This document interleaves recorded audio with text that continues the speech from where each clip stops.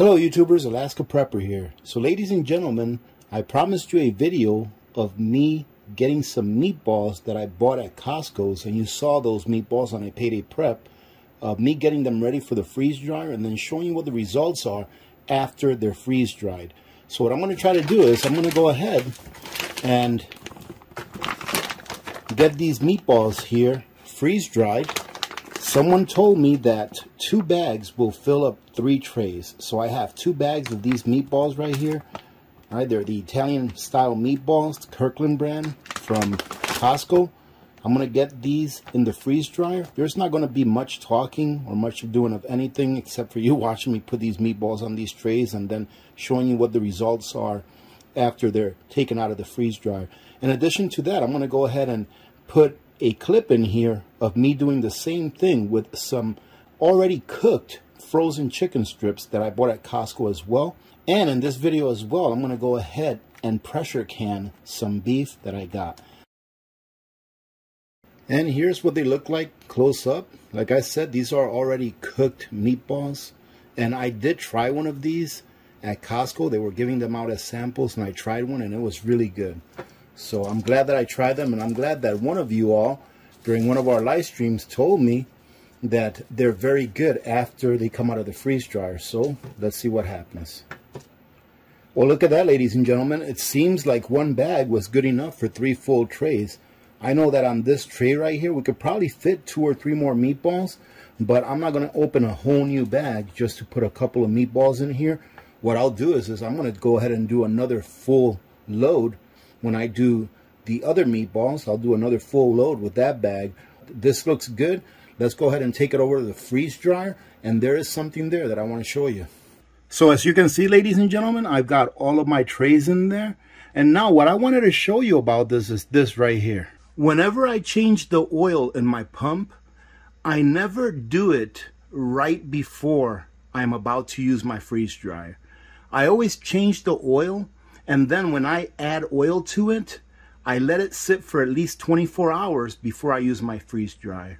Now, I'm not sure if this is that much of a big deal, but as you can see, you can tell that the line of the oil is above the recommended oil fill level. And when I filled up this pump with oil, when I left, the line of the oil was at the recommended oil fill level. So what I figure is that if you give it some time after you fill it with oil, it gives all of the oil that is still working itself through the system that allows the oil fill level to go up. It gives it time to actually get to its destination, and then you can operate your freeze dryer or your pump with the right oil fill level. I'm not sure that if you put too much oil in it that it will harm it or not, but I really don't want to find out. So what I'll do now is right before I start this freeze dryer, I'll go ahead and I'll drain just a little bit out. That way, when I start it, it'll be at the right oil fill level. And I did go ahead and drain that little bit of oil that was left in there. And for those of you that have never seen how this operates or how it works, I'm just going to go ahead and do it. Although I've shown it before, all you do is hit start. It's pretty foolproof. So it asks you, is it frozen or not frozen? And this one's already pre-frozen. Okay, and then what it's going to do now is it's going to bring the temperature inside of the vacuum chamber. It's going to bring it down to negative something. I forget what it is, like negative 20 or something like that. And then after that happens, the vacuum pump will turn on and it will start the freeze drying process. Well, ladies and gentlemen, my first batch of meatballs is done. As you can see, they came out nice and dry. I always set my freeze drying project, whatever it may be, to dry for an additional 2 hours whenever it's done. I've always had good luck doing it like that, and these came out nice and dry. As you can see, I mean, you can't see it, but if you can hear it, you can hear how like hollow they sound. So what I'm going to do now is I'm going to go ahead and put them in jars. I've got 3 jars open, so I'm going to see how much I can fit in jars. And then I'm going to put the rest in some food saver bags, and then I'll let you see how much room it took to put 3 of these trays up in jars and food saver bags. And that's not bad. If you take a look at that, that right there is probably enough meatballs, you know, to make a nice spaghetti dinner. So ladies and gentlemen, what I did is I went ahead and I put 350cc oxygen absorbers in each jar. We ended up with 4 full jars, and there's not enough meatballs in here to fill a 5th jar.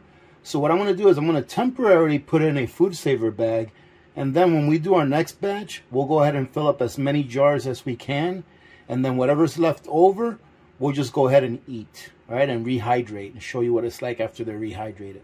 So now all we have to do is now that I've got our lids on right here, I'm going to go ahead and put on my attachment. Very simple.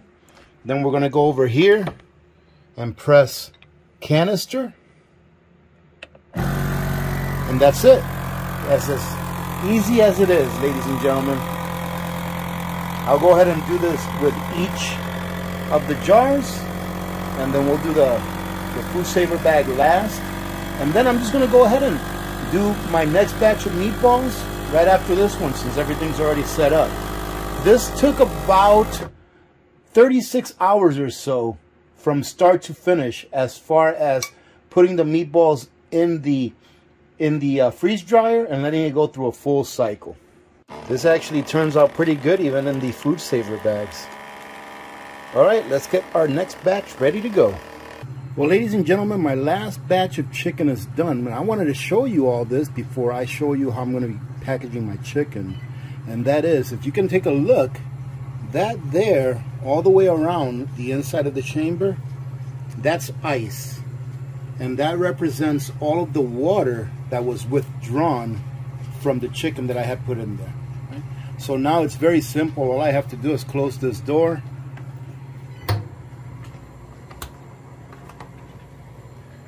Go ahead and hit defrost.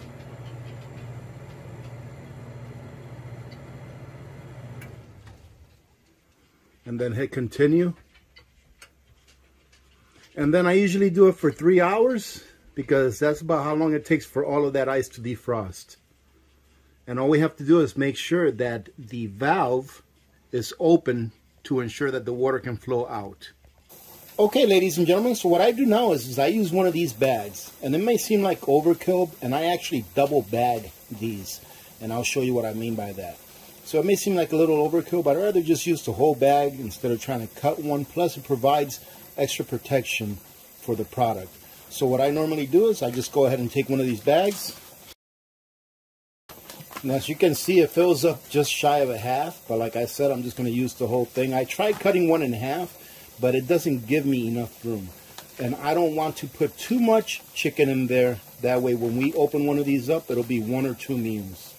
All right, so I'm going to go ahead and set this aside, and then we'll get to the next step once I've got the other 2 trays in their own bags. We're going to go ahead and keep one of these pieces of meat out so that we can rehydrate it, see what it's like. Alright, so now I'm going to go ahead and get my oxygen absorbers out. I'm going to put 2 oxygen absorbers in each bag before I seal it. Now, if you're going to open up a new bag of oxygen absorbers, make sure that if you're not going to use everything that's inside of this bag, that you already have a container ready to put your oxygen absorbers that you didn't use in here. Okay, now there should only be about 4 oxygen absorbers left, but still, that's 4 oxygen absorbers. So I'll open this up. I'll take 4 oxygen absorbers out because there's supposed to be 10 in this bag. Put the lid on nice and tight, and that will preserve them until you need to use them next. Then I'm going to go ahead and quickly remove the rest of my oxygen absorbers from this bag. I'm going to place 2 of them in each. Now we're ready to vacuum seal it. And look at that, ladies and gentlemen. Like I said, it seems like overkill, but you know what? I paid about 20 cents per bag, and they are reusable. So I'm just going to go ahead and seal them up just like this. And as you can probably hear, my food saver is getting pretty old. That there is the pump. So I have a feeling that this food saver is not going to last me too much longer, but I'm going to use it until it's done.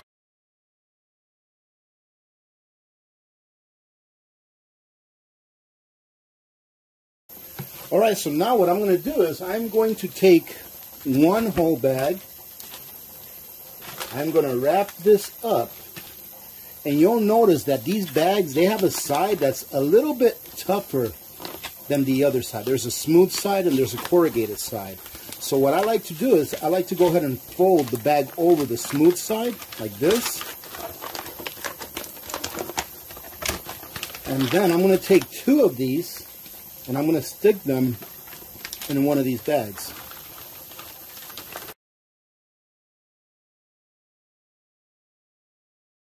And you see that? Two of these fit perfectly in one of these bags, and it gives it a lot more protection that way, in my opinion.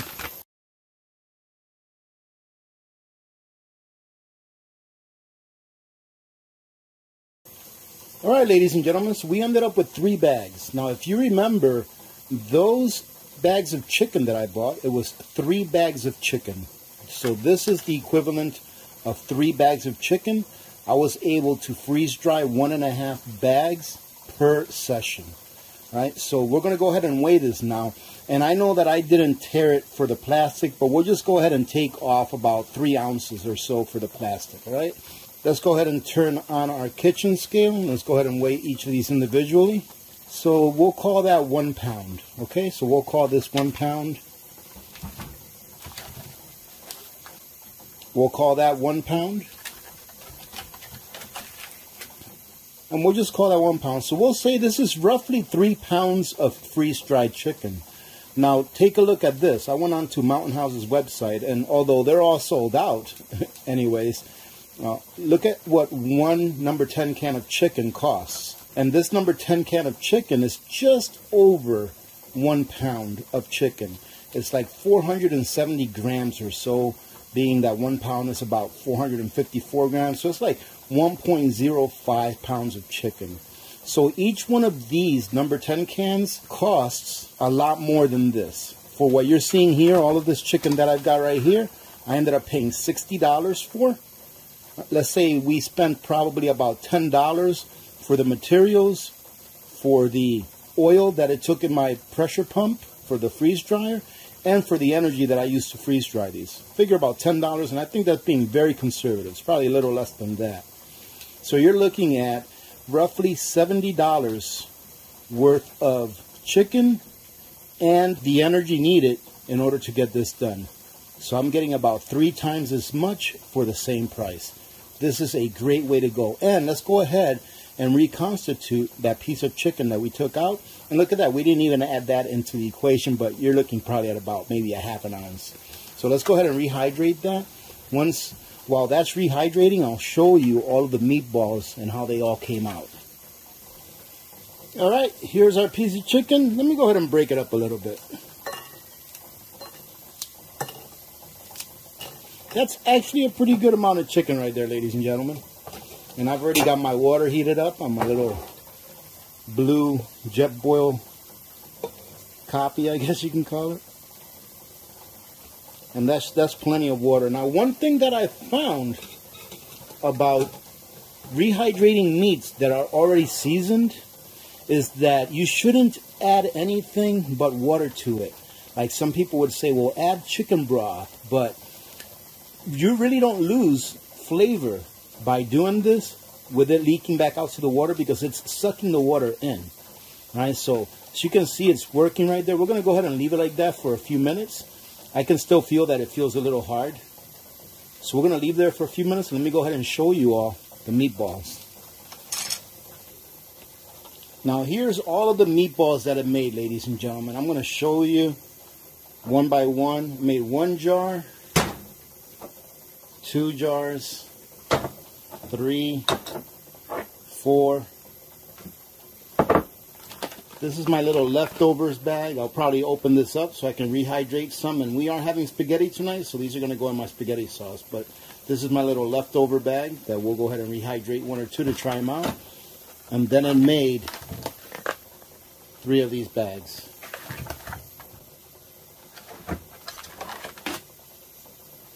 Now, this is the equivalent. All of those meatballs that I show you is the equivalent of 2 bags of the meatballs from Costco. So that's $40 worth of meatballs in the freeze-dry form. right? So the closest thing that I could find on Mountain House was their ground beef, which is about $78 or so for 28 ounces. I don't even have to do the math. You already know that this came out a little better. This is a total of 8 pounds of meatballs when it's wet, so it's probably about 4 pounds here in the dry form. I'm not going to weigh these because I'm too lazy, ladies and gentlemen. I'd have to tear the jars and everything, but anyways, you get what I mean. Much better deal to freeze dry your own stuff. And I'll tell you what, if you haven't tried these meatballs, man, those things are delicious. I'm going to go ahead and rehydrate a couple as soon as we're done rehydrating that chicken so that you can see what they look like. All right, let's give this chicken a try. Here it is. Let's see. I haven't even tested it to see if it's soft. Oh, this little part right here, let's flip this over. This part was hanging out. But the rest seems fine. Let's go ahead and grab a couple of pieces. Maybe more because I am going to eat them all.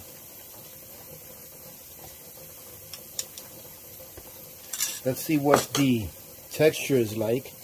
Oh, it feels good. There you go. And let's give it a taste. It smells good. I can smell it from here. But you can see it's perfectly hydrated. And while, ladies and gentlemen, if you decide to do this, do like I said. Just put it in water and not in broth or anything. The spice in this, in my opinion, is perfect. I mean, it's not over-spiced. And it's retained all of its spice, and it tastes great. And as you can see, it's kept its texture. It's got its texture. It's not mushy or anything like that. This is definitely the way to go. I mean, you know how much money you save? If I would have bought something equivalent to this, and in the same amounts, I would have spent an additional, roughly, I would say about $160 more than what I spent in doing this myself. Think about that. If I would have bought 3 pounds of chicken, let's say from Mountain House like you saw, it would have cost me about $160 more to buy the equivalent of this. So as long as you are willing to keep your freeze dryer working, in my opinion, it will definitely pay for itself. You will definitely get your return on investment. Alrighty, let's go ahead and top these off with some water. In about 3 or 4 minutes, I'll go ahead and rotate those around. But meanwhile, ladies and gentlemen, I wanted to show you something really quick.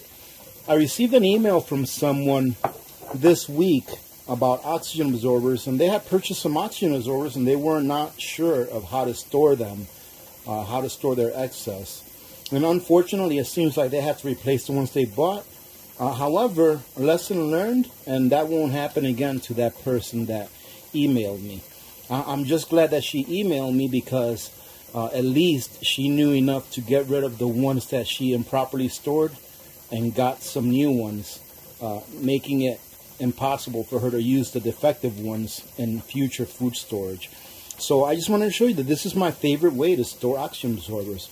You saw how I put these in here, and the reason I use such a small jar is because I knew I was only going to have a few oxygen absorbers left.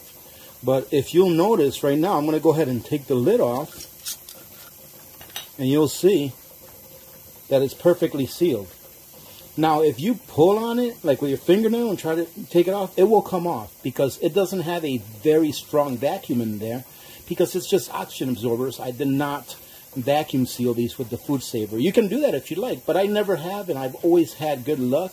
As you can see that, let me see, how long ago was it? Probably about an hour ago that I put these in there, less than an hour, and it's already sealed the lid onto the jar. So I don't recommend that you put them away like this without your ring on. Make sure that you have your ring on and put it on nice and taut. That way it won't come off. And this has always worked very well. If you'd like, you can also go ahead and reseal them inside of a vacuum seal bag, you know, a vacuum saver bag. That will work as well. This is just the way that it has worked the best for me over the years. Alright, ladies and gentlemen, so it's been like 6-7 minutes, and I came and touched it and it was still a little hard. So I cut it in half to see if it'll expedite the rehydration, because it still feels pretty hard. So being that it's got so much mass, being that it's a meatball, you know, it's not flat, I'm just going to go ahead and cut them in half to see if they'll speed up if they'll speed up the rehydration process. Oh, that water's pretty warm too. So a couple more minutes, it should be good to go. Let's give it a try. Now, I'll tell you what, ladies and gentlemen, the dogs are here looking at me. They're not getting any of this because these are so good. I am definitely going to do another 2 or 3 bags of each of the meatballs and the chicken. They are very, very good. And I'm going to be trying these meatballs out tonight to make some spaghetti and spaghetti sauce. I'm sure it's going to come out pretty good as well. All right, ladies and gentlemen, while the freeze dryer is on its last batch, we're going to go ahead and prep these jars with the beef that I'm going to pressure can today. And to tell you the truth, after I did some math, at $7.49 per pound, it's probably cheaper to get the canned beef that Costco sells instead of going through this whole process. This is very good quality meat. It's got a lot of nice marbling on it, so it's going to be, you know, really good to can. But from now on, I'm just going to go ahead and buy the Costco beef in a can, because even though it's gone up in price considerably, this here comes out to be a lot more expensive. So I have 2 of these packs right here, and they come out to be roughly 10 pounds, just a little over 10 pounds. So let's see how many jars 10 pounds of cubed beef will fill. Now, this is called the cold pack method for any of you out there that may be beginners. And in my opinion, ladies and gentlemen, this is the easiest way to pressure can anything. It is so simple that I recommend that people that are pressure canning for the first time pressure can beef or meat of any type. It could be chicken or pork in this method because it's so easy. The one thing that I really like to encourage people to do whenever they are doing the cold pack method is that when you pack these down, that you pack them in there as much as you can. All right, that way when the juices are extracted from the meat, you'll still have a good amount of meat in there and also a good amount of broth. So let's go ahead and see how many jars both of these packs are going to fill, and then we'll take it to the next step.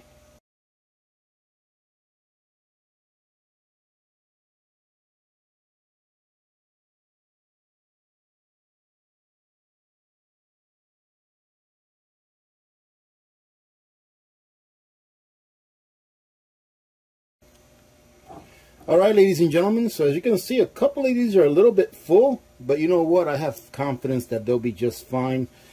Some of you are going to ask about, what about the air gaps in there?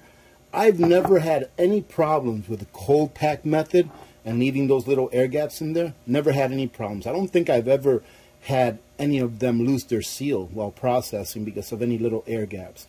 Alright, so normally what we'll do is what I'll do is I'll make sure that I bring this up to temperature nice and slow. Now you have to remember, I'm not done yet, I'm just explaining something to you real quick. Now you have to remember that this meat is cold. So when you put your water in your canner, you want to make sure that you put cold water in there and that the water in there is not preheated, because you can very likely crack a jar if you put in a cold jar into a hot water bath. All right, so make sure that you put cold water in there when you're going to start off. Now what I'm going to do is I'm going to put a little bit of salt in each of these jars. I'm going to go ahead and grab me 2 more jars because I have only 5 full jars right here, and I'm going to fill them up with some black beans. All right, so we can go ahead and use up the entire space inside of the pressure canner. Now you can put in there whatever kind of salt you want, ladies and gentlemen. You don't have to put salt at all. All right, all you have to do now is just put salt in it if you want to. Right now I'm using some salt that I got sent from Hawaii from one of our community members. I got sent this a while back, and this is really good salt. It's kind of like pink salt, but it's from Hawaii. So normally for a quart jar, I'll put in about a teaspoon, and for a pint, I'll put in like half of a teaspoon. But you can put in as little or as much as you want. And yes, if you want to put spices in there, you can put spices in there, ladies and gentlemen. I like to leave my canvas clean. That way I can make anything I want to with this beef. But I've just found that putting a little bit of salt in there, man, it really makes the flavor come out.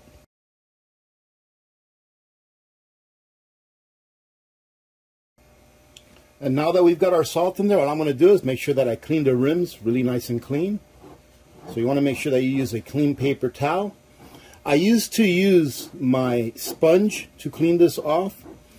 And then people always used to say, oh, that's nasty, don't use a sponge. But ladies and gentlemen, I'm not going to do it today, but I have shown on several videos how you can properly sanitize your sponge. Even if it's nasty, you can properly sanitize it, and it comes out clean like if it was brand new every single time.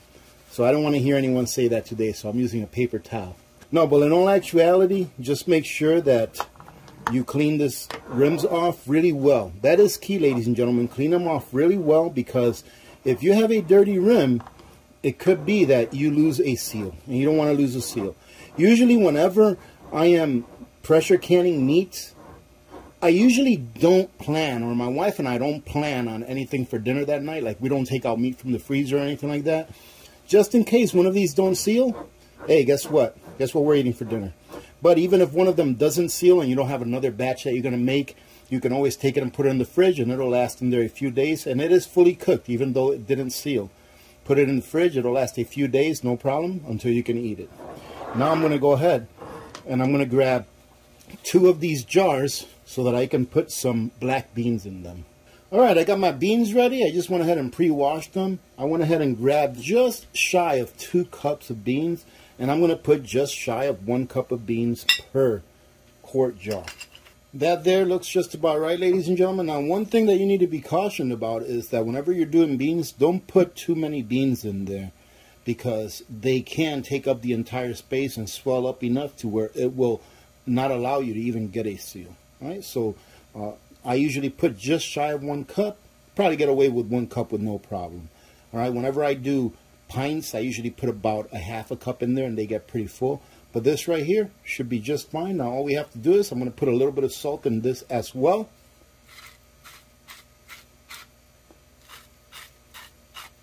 Now we're going to fill it up with water. I'm going to go ahead and, even though these rims are very, very clean, I mean, it was just beans, right? Go ahead and wipe them off as well. No, I did not go ahead and use the side that had the meat juice on it. And now our last step before we put our lids on, and just to let you know, I do still heat my lids.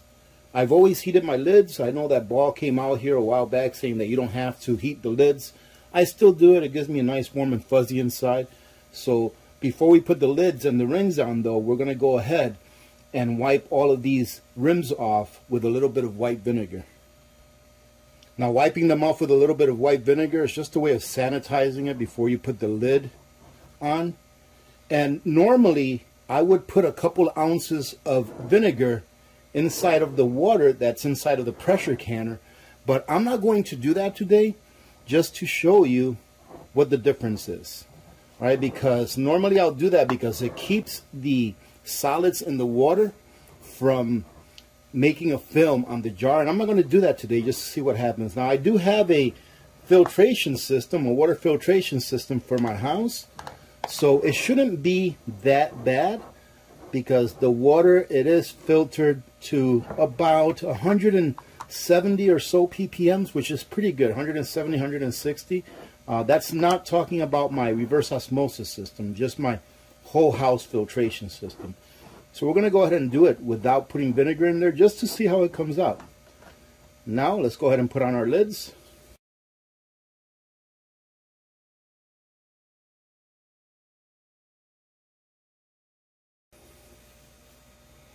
Alright, for the last one, now for you newbies out there, all we have to do is, this is how I like to do. I put my finger in through the middle, press down on it. I put my lid on until I can't really do it anymore with one finger, right? Then I grab it and I give it about 1/5 of a turn. That's it. You do not want to tighten it very tight. Right? So now let's go ahead and put it inside of our canner. But first, let's go ahead and add some water to the canner. Got a little ahead of myself there. Now, this canner is the T-Fall 22 quart. And it calls for 3/4 of a gallon up to a gallon of water. I've always put in a little over 3/4 of a gallon, but I always try to make it come up to about 2 to 3 inches up from the bottom. Okay, that's how I've always done it. I've never had any problems with that. One thing you want to make sure that you don't do is to dry out your canner while it is pressure canning, while it's processing your meat or whatever food you're processing in it. If you dry it out, you'll more than like ruin the canner, and it could very possibly ruin the food in the jars that you put in there. And drying it out means that you don't put enough water in there, but then again, you don't want to put too much water in there as well. And like I said, I bring it up to about 3 inches from the bottom, and it usually comes out to like between 3/4 to a full gallon of water. Okay, now here's 3/4 of a gallon of water, and as you can see, it's only up about 1 inch from the bottom, but as we put in our other jars, that water level is going to come up. I usually like to leave the middle one open as my last one. That way I can see where the water is. And it looks like this one right here, yep, this is fine. This is going to be about almost halfway up. I forgot that I put the water in there that I had used for my lids. And to tell you the truth, that for me is a little too high. That's about almost 3/4 up of the way up. So I'm going to take out a couple of cups of water. Let's see what that leaves us at. Ah, that's just right. All right, that's just shy of halfway up, and that's what we're going to go with. All right, ladies and gentlemen, now all we're going to do is start it up. Let me put the lid on, and then I'm going to tell you a few of the things that I do and watch for. If you do want to see a canning video, a pressure canning video of beef and pork and chicken and stuff like that I've done in the past, take a look at your upper right hand corner of this video. I'll leave a couple of cards up there that you can click on and go check those out. Just in case you are a beginner to pressure canning, it is so easy, ladies and gentlemen, that everyone should be doing it, but only if it makes sense financially, in my opinion. All right, ladies and gentlemen, so when I put my pressure canner on my stove, I like to have the pressure gauge pointed this way because it's pointed towards my living room and I can see it from my living room. That way I can make sure that it's always staying above. I like to keep it above 11 or 12. I always set this to 15 pounds. Why? Because I've always set it to 15 pounds no matter where I live. I've never had any problems with it, and I'd rather be safe than sorry. Now let me show you what's different about this pressure canner than your garden variety pressure canners out there that come with a physical weight and not a mechanical weight, as I like to call it. This here is a mechanical weight. I like to call it a mechanical weight, but this is how the T-Fall 22 quart pressure canner comes. And I really like it because of its ease of use. Okay, so right here you can see that it is set to the open position. So this little dot right here correlates with this little steam right here. It's set to the open position, meaning that if it gets enough heat in there, that the steam will come out of here. And that is where we leave it to start off. The number 1 indicates that it's at 5 pounds of pressure. The number 2, 10. The number 3, 15. So what I'll do is I will turn the burner on high, and I will go ahead and wait until there is fast steam coming out of here. Right? Fast steam coming out of here, and then I'll start my timer for 10 minutes. Once I've had 10 minutes of steam coming out of here, I will go ahead and put this on 3. And then I will let it get up to about 12 pounds of pressure or so. And then as soon as it hits 10 or 12 pounds of pressure, I start my timer for 10 minutes. Once my timer goes off, I will go ahead and set the burner wherever I have to set it in order for this not to be whistling all the time, and start my timer for 90 minutes. I always do 95 minutes. I know you don't have to. For quarts, you do 90 minutes. For pints, you do 75, but I always do 95 minutes. Once the 95 minutes are up and my timer goes off, all I do is I come to the stove or the range and I turn off the burner. I do not touch this until it has depressurized by itself, meaning that I will not take the lid off of this pressure canner until my pressure is completely at 0, right? And I let it do that naturally, meaning that I don't assist it by opening up my weight, you know, by putting it on 2 or 1 or opening it up all the way. I let it do that naturally. Usually takes about half an hour, 45 minutes or so. After that, we'll go ahead and come back and show you what it looks like after I've taken it out of the pressure canner. It looks like we are done. This is what I mean about letting it come down to pressure naturally. You see that is at 0, and my valve or my weight is still all the way on 3. Now, I haven't touched this yet, and I know it's still very hot.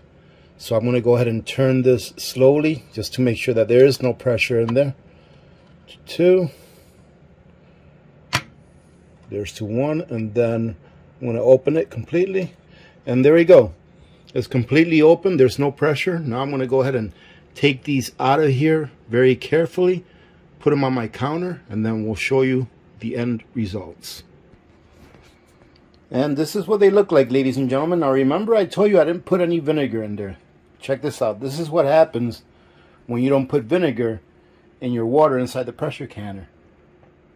See that right there? Those are just the solids, the minerals that were in the water. And now you're going to have to wash them off. Right? It's not that big of a deal because you're going to have to wash your jars anyways after they're done processing. And the reason I say after they're done processing is because take a look at this. They are still processing. So for those of you that are still new, look at these. These haven't even sealed yet, but they will seal once they start coming closer to ambient temperature.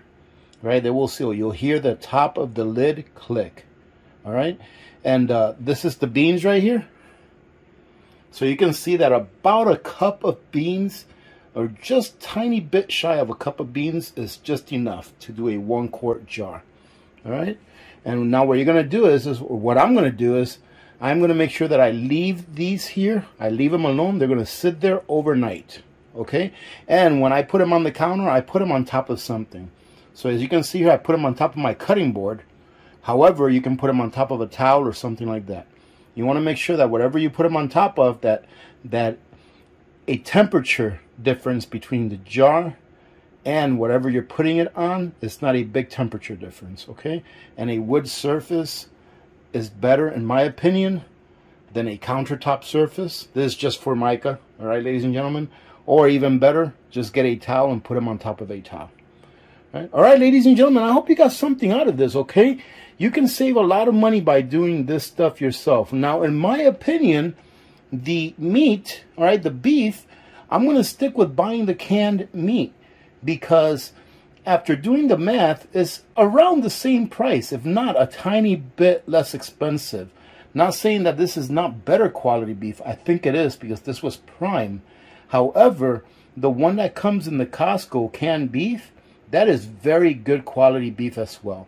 So that is what I'm going to be doing from now on, is buying that unless I can catch me a sale that will make it cost effective to go ahead and do this. I'll just be buying the cans.